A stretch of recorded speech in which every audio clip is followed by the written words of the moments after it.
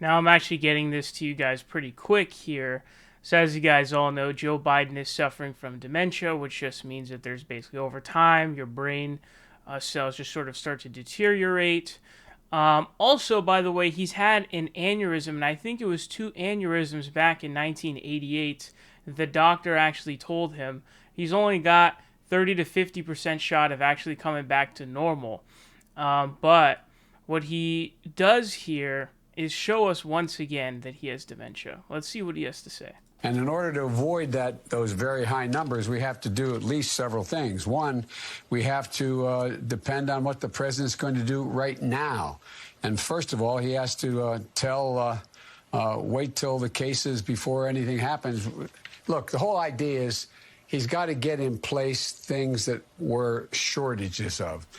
And in order to avoid... So as you guys just heard there, he seems to be trying to say something that he doesn't end up finishing the thought for. Just right here is where it seems to happen. Going to do right now.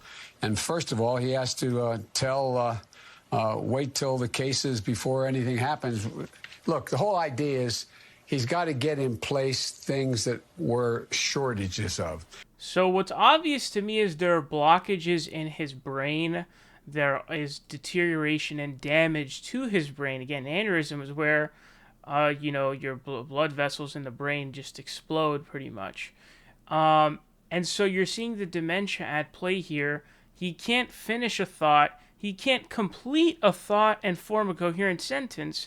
And so he ends up being incredibly, not concise. He's not concise at all. He's not able to tell us what he's trying to say in any sort of coherent way or coherent manner or finish his thought process at all.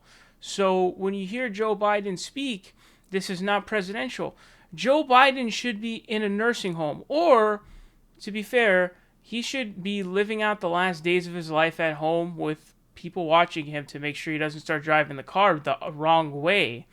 And they should be enjoying his last moments. He shouldn't be running for president. Look at his face, bro. It doesn't even look like he's alive. It looks like it's a corpse that they put makeup on, dude.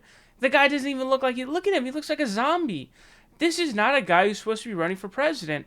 And so the fact that the Democratic voters are voting for this, sometimes it makes me think that the Democratic Party is sort of beyond, it just can't be redeemed. It's irredeemable, essentially.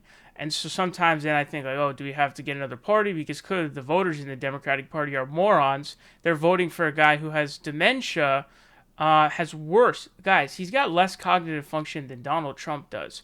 And every single second that passes, it's like an exponential growth curve for his brain power and his brain functionality.